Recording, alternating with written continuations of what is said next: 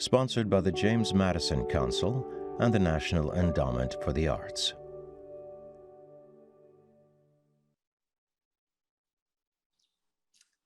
Welcome to the 2021 Library of Congress National Book Festival. I'm Lauren Christensen, Senior Staff Editor at the New York Times Book Review. And I am here with Brit Bennett, the author most recently of The Vanishing Half, and Robert Jones Jr., the author of The Prophets. Members of the audience can start submitting questions now. Welcome to you both. It's good to see you. Hi. So I want to start just by congratulating both of you on the really well-deserved successes of these books, both longlisted for the National Book Award among many other accolades. And full disclosure, I've been lucky enough to meet both of you before on Zoom, of course, to talk one-on-one before these books were published. So I was really excited when I found out that we were going to be doing this conversation, because in both of those chats that we had, you both separately told me that Toni Morrison in particular was a real inspiration for your work. And I think her example really sets up the theme of this year's National Book Festival really nicely. It's open a book, open the world. So to both of you, either drawing on Morrison or not, or in your case, Robert, also your adoptive father, so to speak, James Baldwin, I want to ask, how have books opened the world for you? Before we get into your books. Brit, can we start with you? Yeah, well, thank you for having me, and good to see you again. I think this is something that really hits differently now at a time where a lot of our physical worlds have kind of become smaller. But I've always been really grateful to find this sort of external life within books. I always loved reading as a kid. I grew up being obsessed with going to the library and just reading endlessly. So I'm always really happy, especially in times like now when we're not traveling as much, just to be able to explore other lives and explore other worlds. And I think that people like Toni Morrison are one of the people who create such vivid worlds for you to be able to venture to. Yeah, how about you, Robert? My grandfather did not travel much, and he used to say, I don't have to travel, I read. And that struck such a chord in me, because it meant that the books were opening up his imagination, such that those experiences were almost like real live experiences. And that was something that was always sort of magical to me and wondrous. And as Brit said, Toni Morrison, among others, are one of those writers who opened up not just a world, but my mind to such large and wondrous and terrifying concepts, such that I had no choice but to try to do the same with my own writing. So it's just so wonderful. Yeah, when I hear open the world, I also just immediately think of one of the things we hear talked about a lot when we talk about fiction writing, which is world building. And both of these books are historical in nature, with some, really important and meaningful imaginative liberties that you both take. So I'd love to hear you guys talk about how you came to build the worlds that you did. Robert, the cotton plantation in antebellum Mississippi, where did this idea begin for you, and how did you go about bringing it to life? Well, I knew that I wanted to write a story about two queer Black men during this time period, because it was a time period in which I've never seen queer love represented. And I stress love because I've seen queerness usually in the under the banner of sexual assault or rape, but never tied to love. And I chose Mississippi as a tribute to the late actress, Bea Richards. She's from Vicksburg, Mississippi, and that's the place that I wanted to choose. But I had to mine my own memories of my own time in the South to remember things like texture and smell and feeling of a place like a plantation, which some of my eldest ancestors grew up on a plantation. My great aunt Annie built her first home on the plantation in which her own grandmother was enslaved. So it was a lot of drawing on my own experiences and what I knew about that time period from what I learned in school, my times visiting, that helped me to create Empty, the plantation. And Britt, you know, your story begins in Jim Crow era Louisiana, and obviously branching from there in successive generations. What made you choose that world? Where did that come from for you? Yeah, it really came from a conversation with my mother, who is from Louisiana and grew up there. And she was telling me about these communities she remembered hearing about that were very obsessed with skin color. And as soon as she said that to me, it was like nothing I had ever thought about as a person who grew up in San Diego in the 1990s. So I became really fascinated with the idea of these communities. And I knew that I wanted to set a book there. I wanted to explore what it would be like to be light in a place like that, what it would be like to be dark in a place like that, what it'd be like to leave, what it would be like to return. So yeah, the process of world building was a lot of research, but also just a lot of imagining and kind of using my mother's memories as sort of a springboard for my own imagination. I mean, both of these settings seem to come from really personal places for you guys. I would imagine that there were huge challenges. Robert, I know you know writing this book took many years, and I would love to hear what the hesitations, the challenges, and the changes that happened along the way, what they were for you guys. I was utterly terrified to write this book because I knew that I was tampering with something very sacrosanct to many Black people. The idea that queerness existed in this time period is a tough pill for some people to swallow. They find it blasphemous. And I also knew that I would have to confront Christianity, another dearly held belief system for Black people. So those two things terrified me. But I knew that I had to write this book because, as Toni Morrison once said, if you cannot find the book you wish to read, then you must write it. So I went about doing it because I got a signal of sorts from, I would say, the ancestors. I was tasked by one of my graduate professors to find an object that a character that I'm writing about might possess. And I found a pair of shackles in the garbage, of all things. And so I knew that I had to write this book. And it was really 14 years of revision. I had just been writing and rewriting this book over and over again because I wanted to get it right. I kept running into obstacles such as the character's voice not being right, me not hearing the character correctly, plot holes and plot issues that I could not resolve. And you can only resolve those things by, for me, sitting, meditating, getting up at 3 o'clock in the morning during the magic hour to hear those voices more clearly so that you can get over those obstacles and write the story that you've been tasked with writing. More than writing it, you have to witness it because it was, for me, a kind of testimony. Yeah. How about Britt? Yeah, I mean, I think if you're nervous when you're writing something, that's kind of a good sign because it means that, one, it matters to you, and two, it means that you recognize that it matters to other people, like the stakes are high. And, you know, I relate to a lot of what Robert was saying. I think in different ways of my book, I knew that writing about skin color is something that's deeply intimate for people. People have deeply personal and emotional reactions to thinking about skin color and thinking about colorism and all of that. So I knew that I was kind of wading into this very long-standing conversation about the implications of skin color that have both been happening forever and also happen like every day on Twitter.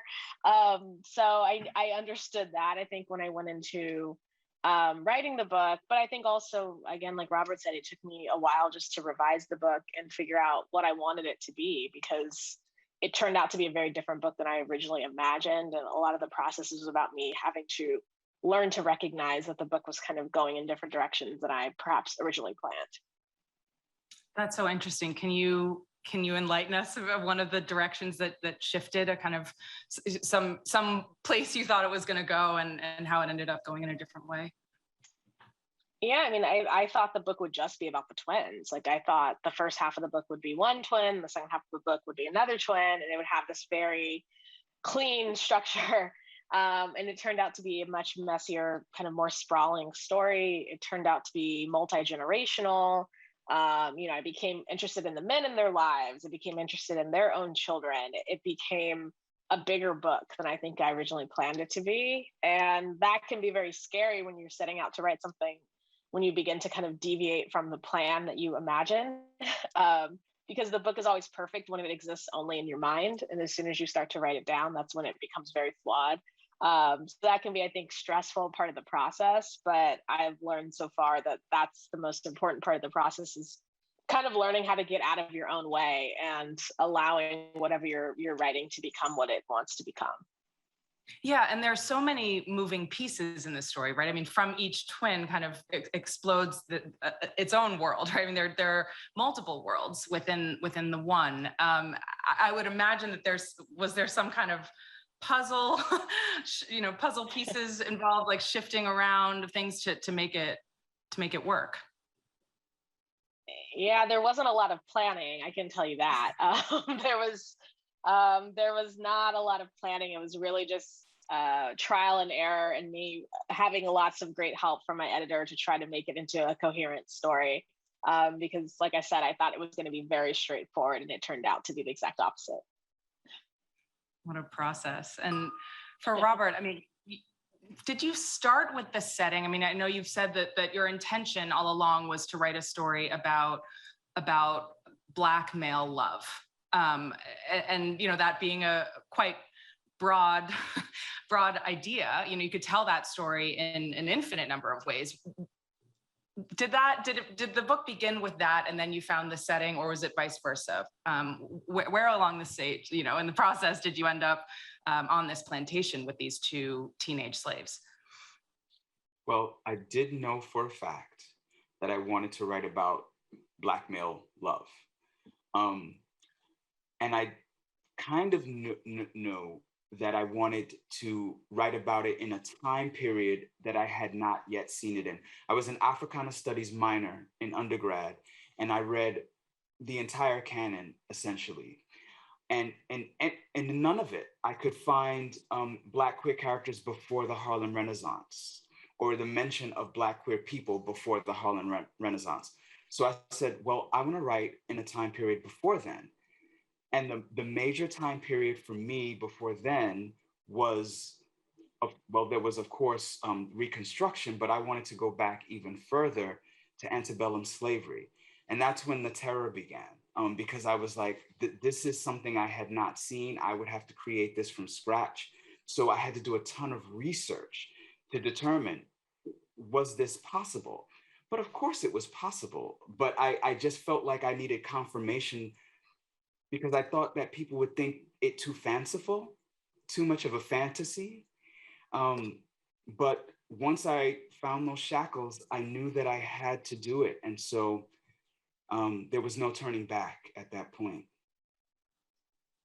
You mentioned being nervous about, what people in the church, what sort of the Christian community would say, I guess, even in your own private world. Can you tell me about your background and how, it wasn't just research, but presumably some kind of soul searching, right? I mean, I know about your religious background, but I'd love to hear you share more about that. Yeah, so I come from a family that is, on my mother's side, Nation of Islam, and on my father's side, AME Zion Southern Baptist. And I grew up with, for the most part, the best aspects of those two belief systems, but quickly realized their limitations and their flaws, because I was realizing my own self as a Black queer being. And neither of those spaces had room for me in their imagination, other than in the most negative, hurtful, and violent of ways. And so I knew that if I was going to write a book about Blackness and queerness in this time period where Black people are being introduced to Christianity via the institution of slavery, I was going to have to confront it. But in a modern sense, Black people generally see Christianity as the saving grace of our ancestors, what got us through the terrible times of things like antebellum slavery and Reconstruction and Jim Crow and the Civil Rights era, and including Black Lives Matter. So yeah, it was kind of scary because I knew I would have to attack the thing that some people hold so very dear, and reveal in that sort of critique the origin of how we became Christians, which is quite problematic. You know, I could spend days asking you all my own questions, but you know, I'm looking at these audience questions, and we have some really great ones. So I do want to dive in there now. So Elizabeth Yuan asks for Britt, mindful against divulging spoilers. You know, you've already said this book is about twins, but what led to your decision to deviate from their story, from the twins themselves at the end, given that the story had begun with them? Yeah, I mean, honestly, I think a lot of it was just following what was exciting to me. You know, like I said, I thought I would only be interested in thinking about the twins, but I knew that the book opens with one of the twins, Desiree, returning to this town with her dark-skinned daughter, Jude. So then I knew, okay, well, I want to know what Jude's life is like in this place. That's obviously going to be horrible to her. And then when I started to think about Jude, I had to also then think about sort of her kind of corollary, which was the other twin's daughter. So there were moments like that, I think, of just following whatever kind of thing that seemed interesting to me. But I think that's what I really love about the novel, that you can just, you know, a character wanders onto the page and you just follow them for a little bit of time and see what happens. So that happened a lot with the men in their lives, their friends. There were a lot of moments where these other kind of supporting characters kept kind of pulling me away from that major story about the twins. And I think I had to learn to trust that that was going to work, that those other stories were going to sort of reverberate off of that main story, even if it wasn't directly related to the twins, that they would cause those thematic echoes that would work for the story. But beyond that, I just wanted to write what was fun. And that's ultimately, I think, my plan when I sit down to write is if something feels really exciting, then I want to at least see where it goes. That makes me think of another question myself.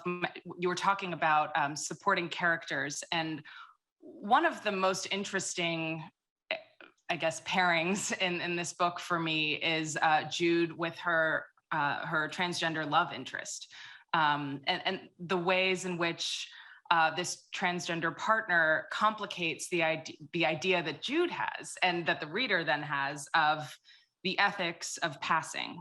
Can you talk about how you decided to put that character in there to bring in you know, an example of gender when writing a book about racial passing? Yeah, I mean, I think, you know, most stories about passing usually involve multiple forms of passing. They usually invoke class in some way. Like characters often do not pass to end up in a lower class. They're usually ending up in a sort of more advantaged class, which is what happens in the book. And I knew that gender was a category that I wanted to explore as well.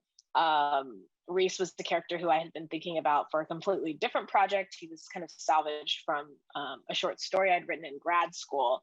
But when I began to write this book, I knew that I wanted Jude to have this big love story, and Reese felt like just sort of the right character. He just felt like a really nice person that I wanted to find for her, because she had experienced so much rejection and pain, and I wanted her just to meet somebody nice. So it was kind of, that was I think my first entry point to Reese was just thinking he was a nice guy and that would be a good love interest for Jude.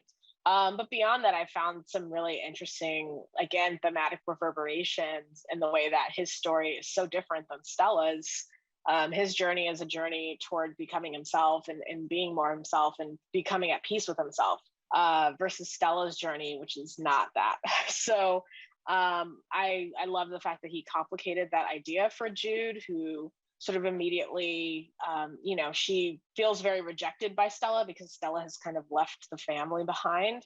But then she learns that, sometimes there are some very good reasons to leave your family behind and go somewhere else and become the person that you want to be and the person that you are. So to me, he was so interesting because he became sort of a counterpoint to Stella in this really interesting way that I was not expecting when I first started writing, because like I said, I just wanted Jude to meet somebody nice. And there's another question here for Robert that relates to this. The supporting characters in The Prophets are a group of strong women, Roswell Encina writes. What was your process in characterizing each of them? Great question, and thank you for that. I just wanted to make sure that Black women and women in general were represented to the best of my ability in a narrative that oftentimes excludes the contributions of women, particularly when we're talking about a liberatory politic, a revolutionary politic. We always focus on the charismatic male, and we never give due to the women who are just as strong and strategic and masterful in terms of the ways in which they attain liberation. And I drew on the women in my life, whether it was my mother or my sister or my aunts or my great aunts and great great aunts.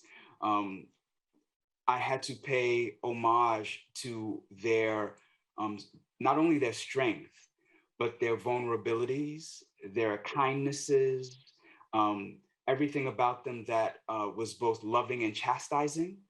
And I wanted to make sure that each of those women were distinct from one another, like women are in real life. There's no one way to be woman.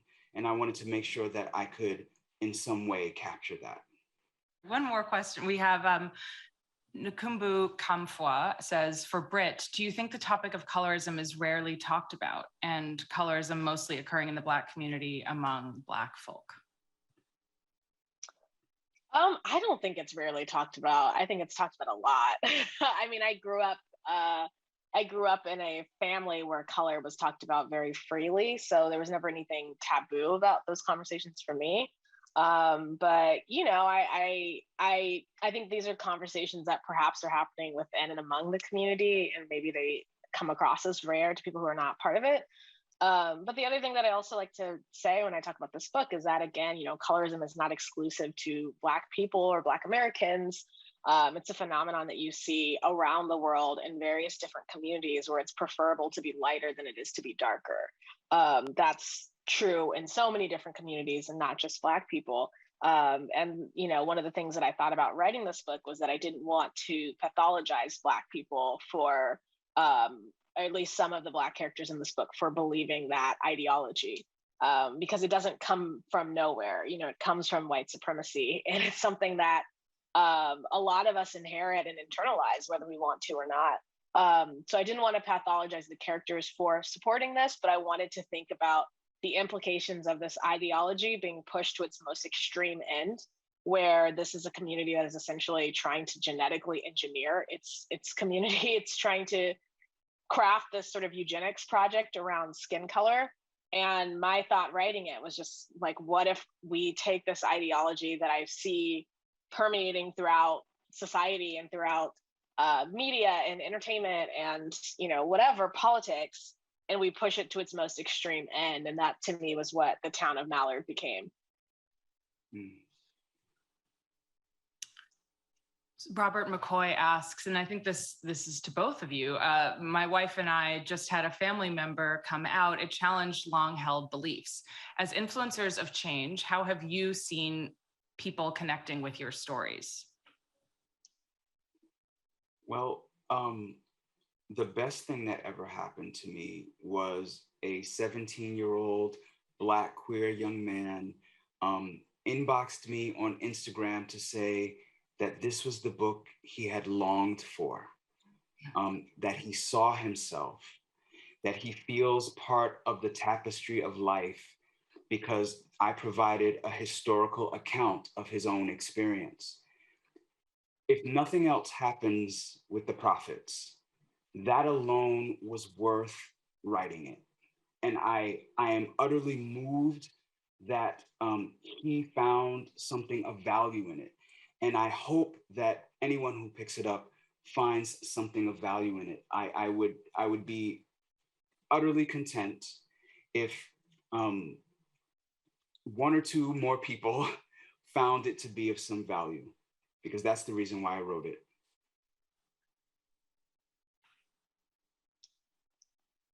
It's amazing. It's such a heartwarming story, and I can assure you more people have been moved. Britt, how about you? What do you think? Or what has the reaction been? Yeah. Yeah, I mean, that's such a lovely story. I agree. I think that, sometimes reactions to your work can feel a little overwhelming because you write it in this kind of weird bubble, and then now it's out in the world and people are thinking different things, having different opinions about it, interpreting it in certain ways. And that can sometimes, at least for me as a writer, feel very overwhelming. But I think that those types of moments that Robert just pointed out are moments that are very, I think, affirming, because I think we write because we want to be in community. We want to be in community with books that we've read and authors that we adore. We want to be in community with other writers, and we want to be in community with our readers. So I've really appreciated those moments too, where readers have reached out to me or told me, somebody said that reading the book made them reunite with their cousin that they had been estranged from, which are things that, that's not something I had in mind when I wrote the book, that this was going to change somebody's relationship to an estranged relative. But again, I think those are other moments that art can sort of prompt people in ways that you're not necessarily expecting. Yeah, I mean, this is Robert's your debut, and Britt, it's your second book, still fairly early, we hope, in your careers. Elizabeth asks Britt, have you thought about writing a sequel where Stella finds herself? And I would like to just broaden that to, would you like to share anything you all are working on now?